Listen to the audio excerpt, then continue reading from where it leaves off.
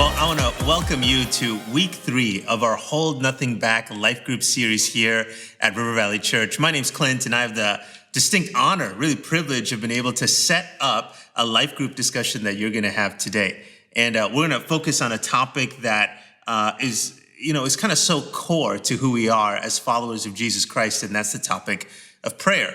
And as I say that word, even though you know that there's power and that there's this eagerness that God invites us to be people of prayer, I also don't want to underestimate the fact that oftentimes prayer can be one of the more intimidating parts of what it means to follow Jesus and what it means to be a Christian.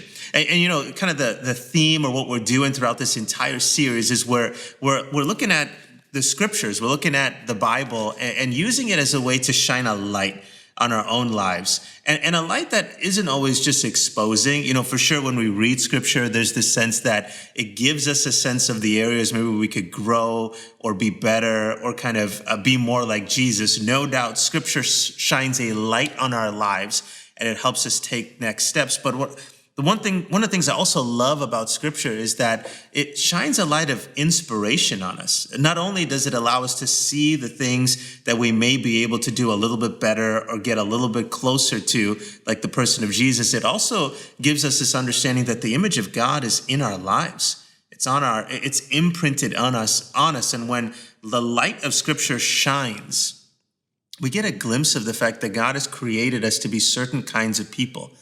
People that walk in the light, people that converse and have a relationship with him. And that to me is where this topic of prayer, even though it can be intimidating, it can also be really accessible. In other words, as the light of scripture and as the light of God illuminates me, and maybe as you're listening to it, it's going to illuminate your life right now too. We were created to be the kinds of people that converse with our Creator.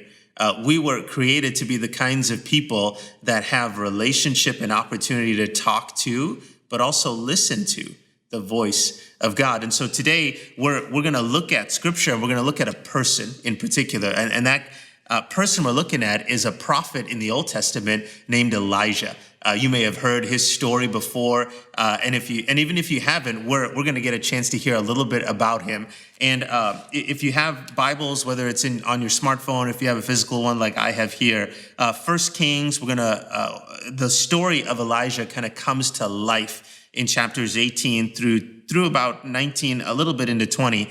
And we're going to look more specifically at 1 Kings 19 in a little bit. But before we get there, as much as I want to give us hope and a sense of accessibility with prayer, I also want to dismiss the fact that it can be intimidating in the sense that I wrote down a couple of questions that I've asked myself when it comes to prayer, and maybe you've asked these questions too. What if my prayer doesn't work?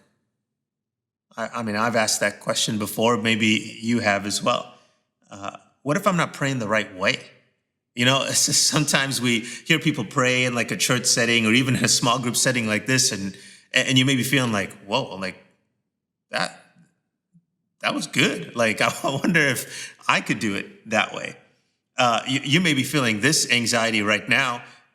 What if I have to pray out loud in front of a group of people, right? Like, I mean, when you think of a small group, that's oftentimes our cadence and our rhythm. We kind of get together and we have some snacks and we hang out and then we read the scriptures or we watch a video like you're doing now, have a little discussion, and then like the plane is starting to land, And oftentimes, in all goodness and in all genuineness, we want to end kind of these gatherings with moments of prayer. And I'm going to invite you all to do that this week, even if you haven't done it in previous weeks. Obviously, with this topic being prayer, I'd really encourage you to do that. But one of the things that sometimes brings me a bit of anxiety is when that plane is starting to land and people ask for prayer requests. Like, hey, does anyone have anything that we can pray for? Do you have a need in your life?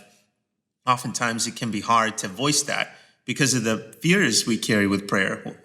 What if I say something and then people pray and nothing happens? Like, sometimes we're afraid of the disappointment. Or people share their prayer requests and then the question is like, does anyone want to pray? Is anyone willing to lift up, Joe over here and his request, or Brittany over here and the things that she's believing God for, and then I've led enough life groups at times, and I've been in enough life groups at times where you kind of hear the crickets, and it's like, well, yeah, I'll pray as the leader. And so you may be carrying all those thoughts. What if it doesn't work? What if I'm not doing it right? What if I have to say it out loud? And those kinds of questions, I just want you to know they're honest, good questions to ask. It doesn't mean you have a lack of faith. It doesn't mean that you're not a follower of Jesus. It just means you're a person, just like Elijah. In other words, what I want to try to do in this lesson is help us all realize that even these heroes in Scripture that we read about and that we love and that we're inspired by, that shine a light on our own lives, just like you and me, they never got it all right. And, we're talking about a series where we're holding nothing back, and the power of the inspiration of Scripture is going to help us take the hills. It's going to help us move forward. It's going to help us realize that with the faith of a mustard seed, we can move mountains. But I just want you to also know to hold nothing back in our prayer life also means that we're incredibly honest about the fact that we sometimes just need a space to listen to the voice of God. And so, the story of Elijah here in 1 Kings, it's wild. He kind of has this showdown with prophets that were worshiping other gods. And that was kind of the climate in this ancient world, particularly for the people of Israel, is that there were always these pressures around them to no longer give their commitment and their life to God, but to give it to other people, and particularly to other deities, other gods that were, gods with a small g, if you will, that were kind of in the area. And one of the gods that kind of had the prevailing appetite of ancient Israel as well as the surrounding nations was a storm god by the name of Baal. And the reason that he was so enticing was because this was an agrarian society, right? That these were people that lived off the sustenance of the land. They were farmers, they were herdsmen. And so the most powerful thing that you can have, if that's your economy and your well-being, is rain. The storms need to come if there's going to be any chance for you to have survival. And so the storm god, kind of in the ancient pantheon, was given tons of reverence and they placed so much faith in this guy because they thought, if not for him, what are we going to do? And so a famine is in the land because there hasn't been any rain for years. And the thoughts and the convictions of the Israelite people were being given to these false gods. And Elijah comes on the scene, and he's trying to help them realize that they're praying for the wrong thing and they're praying to the wrong person. They're making prayer transactional. Hey, you're the God that does rain. We need rain to live, so we're going to try to give you whatever you want so that transactionally you're going to allow us to have what we want.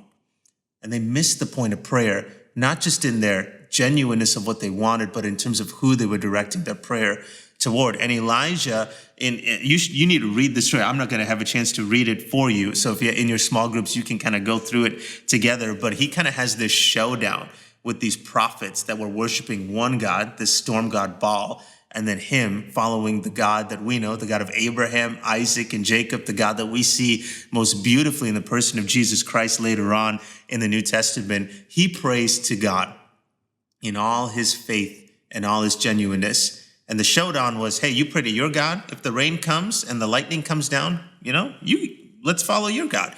Yeah, I'll pray to my God. And if the lightning comes down and the rain comes, then we'll know who to follow. And the power of the story is that God doesn't just show up, he shows off. And eventually the rain comes and the land begins to find life again. And how many know that that's what prayer can do for us? It can bring us life again when God not just shows up, but shows off. But Elijah in that moment, he was kind of on the mountaintop, both literally and figuratively. And then he loses his sense of confidence and he runs away. 1 Kings 19, chapter 19, verse 3.